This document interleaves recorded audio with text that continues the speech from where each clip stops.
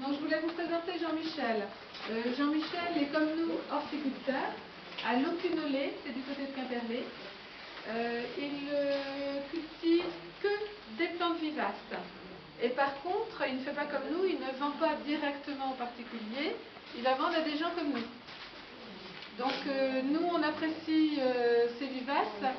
Mon mari ne peut pas cultiver tous les plants que vous nous demandez. Donc on a de temps en temps des plants qu'on achète et qu'on revend. Donc on achète à Jean-Michel. Tout ce qui est vivace c'est acheté à Jean-Michel, à part peut-être le géranium Rosanne ou quelques variétés vivaces comme les pincelemons, mais les trois quarts on les achète à Jean-Michel.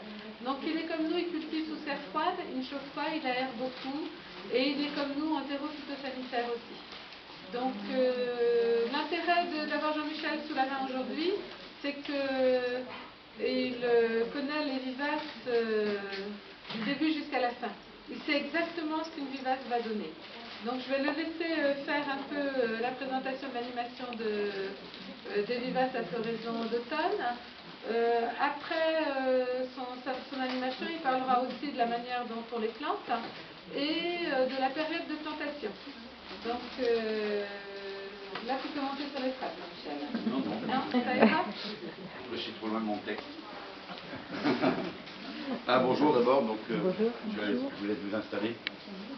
Donc les floraisons d'automne pour nous c'est très important parce que c'est ce qui nous amène de la lumière dans nos jardins actuellement.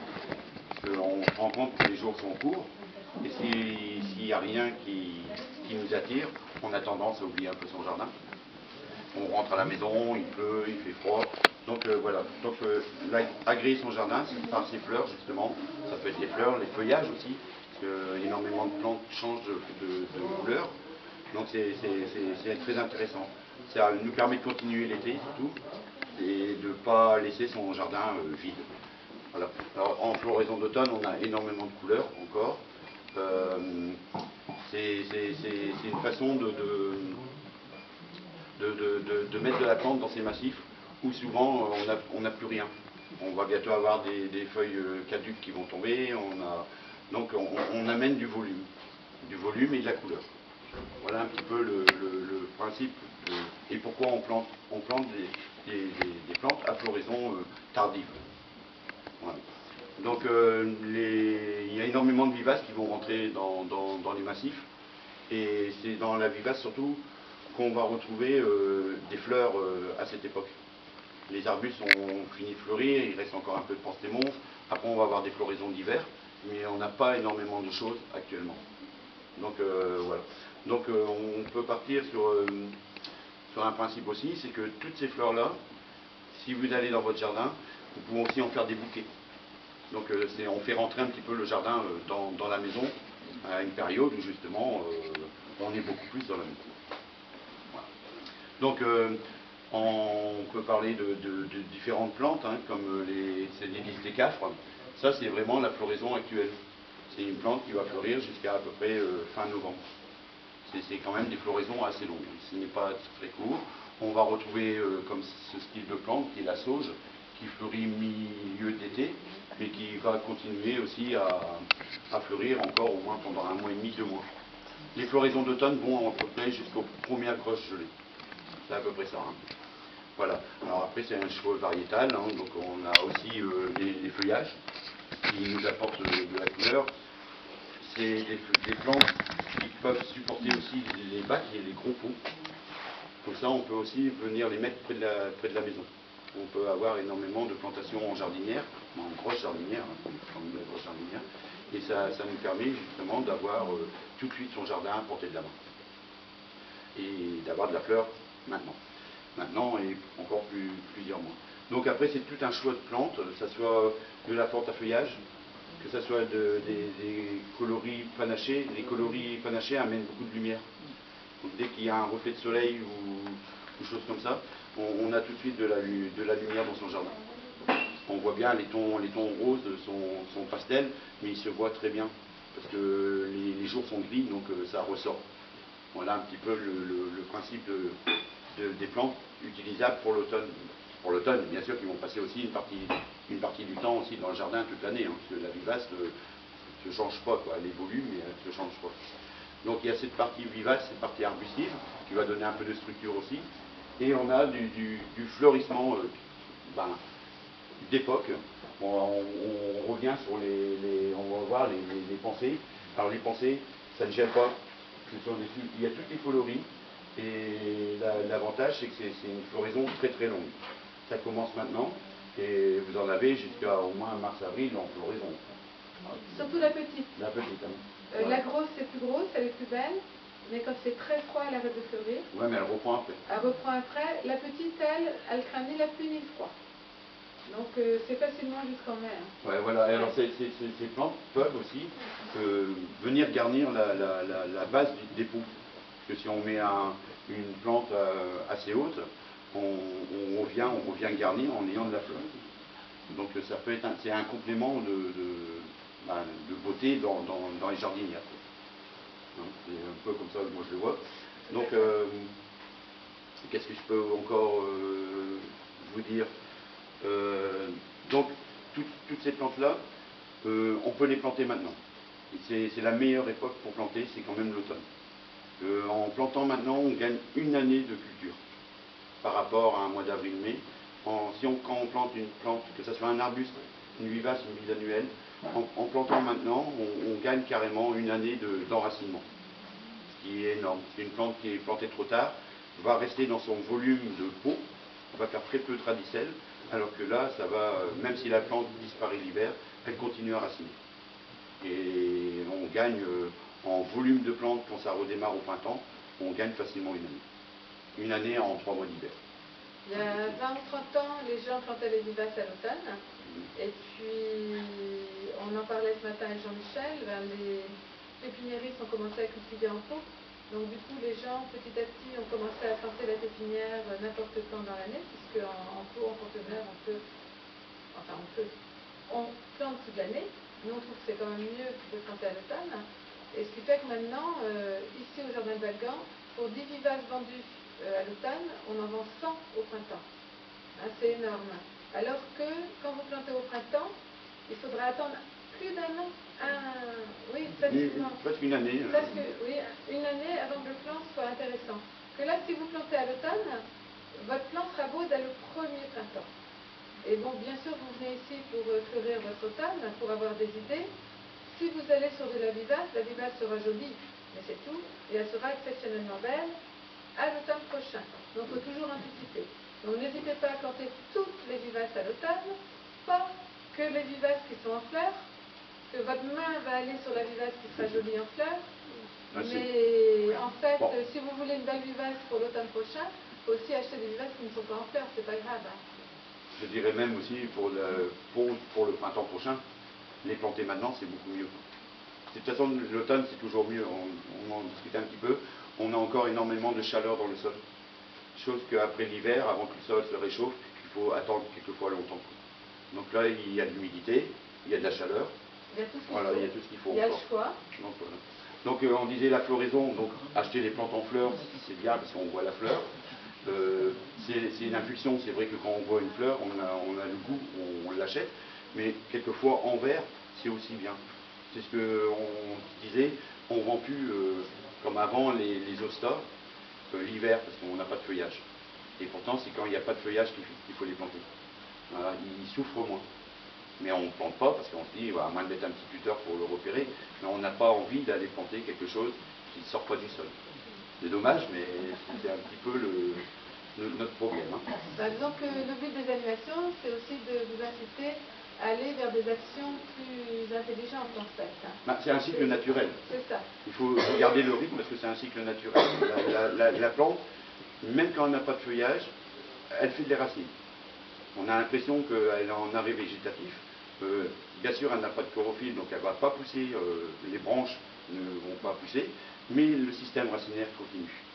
Et c'est pour ça que la plantation d'automne vous donne un volume de racines 3 fois supérieur à une plantation de printemps. Donc c'est tout un intérêt, tout cet intérêt-là qui est bien, en sachant qu'après, de toute façon, c'est des plantes qui vont revenir. Il y a une partie du feuillage qui part.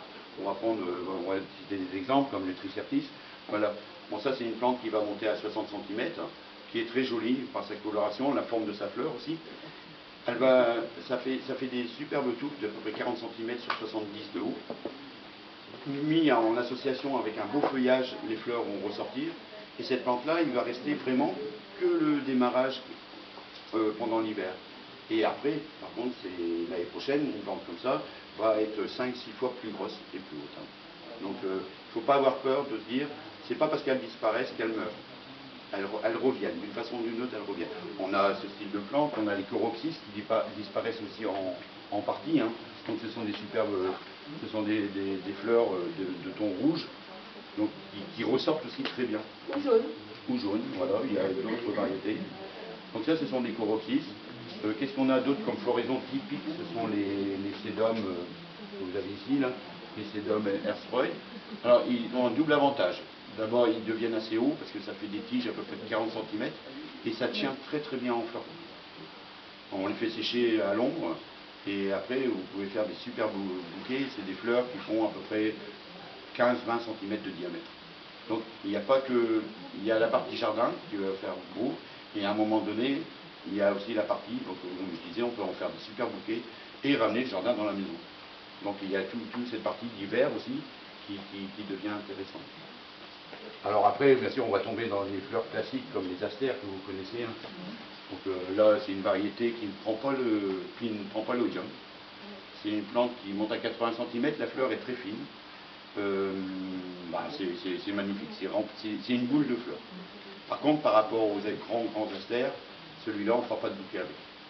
Mais bon, il est suffisamment joli pour le laisser entier. Voilà, après, donc on part là que sur les fleurs, on peut partir aussi sur les feuillages. Et on reprend comme tout à l'heure, c'est un super complément de jardin. C'est toutes les colorations qu'on peut avoir quand l'automne arrive. Alors la coloration, elle est due, c'est juste un petit peu pour présenter, la coloration, elle est due parce que la sève monte moins vite. C'est pour ça que les arbres changent de couleur avant que les feuilles tombent souvent. Donc ce n'est pas le froid, c'est vraiment la sève qui ne va plus assez dans les feuilles qui sont des tons orange, rouge et même jaune, voire jaune. Hein. Voilà, il y a cette partie-là. Après, par contre, on peut avoir aussi des plantes comme les euchères, on en a là ici, les euchères ou les lierres. Ça, ce sont des coloris naturels. Et par contre, ceux-là, ils donnent de la couleur, mais ils ne vont pas changer de couleur. Ils sont persistants. Hein. C'est persistant, ça ne perd pas son feuillage, ça grossit super bien. Et en plus, on a quelques fleurs qui arrivent par-dessus. C'est intéressant parce qu'à l'automne, on a quand même moins de choix. Donc ça augmente la gamme et ces plantes à feuillage augmentent la gamme et en plus mettent en valeur les plantes fleurs. Voilà. C'est tout un ensemble. On peut aussi, je ne sais pas si on a amené la jardinière, on peut aussi mettre que des plantes à feuillage hein, dans une jardinière, c'est pas laid. Hein. Ouais, c'est ce qu'on a montré ici, un peu de fougère. J'ai quand même mis les skimias. Alors, on a les euchères, avec des skimias, on a une fougère. Et en plus, ce sont des plantes qui vont rester constamment dedans. Elles ne vont pas disparaître. Donc ça, c'est un choix, parce que quand on est au bord de la maison, on aime bien avoir du végétal. On n'aime pas non plus, pour le caduc, dans le jardin, c'est bien, mais plus on est prêt, surtout l'hiver, plus on est prêt, plus on aime avoir quelque chose de joli. Joli, fini. Alors, vous avez tous les caresses, hein, vous en avez très élancés, vous en avez au contraire qui sont un peu plus trapus. Il y a les lierres qui apportent de la couleur panachée aussi. Donc il y a un lierre un peu jaune, un lierre un peu blanc. Le lierre un peu jaune, on va le mettre plutôt avec des plantes de couleur chaude. Ouais, voilà. Comme le rouge, le jaune. Disons que les coloris comme ça adoucissent. Alors les graminées adoucissent parce que c'est le feuillage qui rentre, qui donne une structure. Donc ça adoucit quelquefois une plante rugueuse. Et pareil, donc on revient sur des... La myrte-sandeau, vous avez vu, c'est quand même intéressant, hein, c'est aussi beau qu'une fleur. Hein. Alors après, on a carrément des petits arbustes en petits pots. Donc en jardinière, ça va faire effet bonsaï ou en bac, ils vont pouvoir énormément grossir et ils mettront en valeur vos fleurs. Par contre, à l'automne, il faudra les sortir du bac et les planter. Ou ne pas les planter, parce que ça, c'est un vrai choix, ça va faire un vrai arbuste. Mais on peut utiliser, comme le Phytosporum, vous voyez, en petit contenant, le Phytosporum peut s'utiliser avec des plantes d'hiver ou des bruyères, ça c'est une plante vivace, ou du cyclamen qui n'est pas vivace, mais dans notre région il gèle qu'à -5, on peut quand même mélanger des plantes à feuillage relativement intéressantes. Vous ne pouvez pas ne faire qu'avec des fleurs à l'automne. Il faut nécessairement mélanger des plantes à feuillage. Oui, il faut avoir un effet quand même de masse un petit peu. Et les fougères. Alors les fougères, il y a du choix. Hein. Oui, en fougère, il y a vraiment du choix. En fougère, on n'a pas il n'y a pas de là, il y a vraiment du choix. Pardon? Alors, si vous mettez en bac, en jardinière, là pour l'automne, vous avez remarqué qu'à l'automne, on ne vous demande jamais quelle exposition. Parce que les jours sont courts et il n'y a pas d'effet de plantes qui brûlent en fait, non? Automne-hiver, on peut mettre toute exposition. C'est après cet été, par contre, vos fougères, vous allez les mettre ailleurs. Oui, mais si elles sont en jardinière, qui ne sont pas trop conséquentes, on peut toujours les bouger aussi. Donc on peut les mettre dans un endroit soit orienté vers l'est ou vers l'ouest avec un soleil plus rasant la nuit ou le soir. Oui. Donc ça ne gêne pas.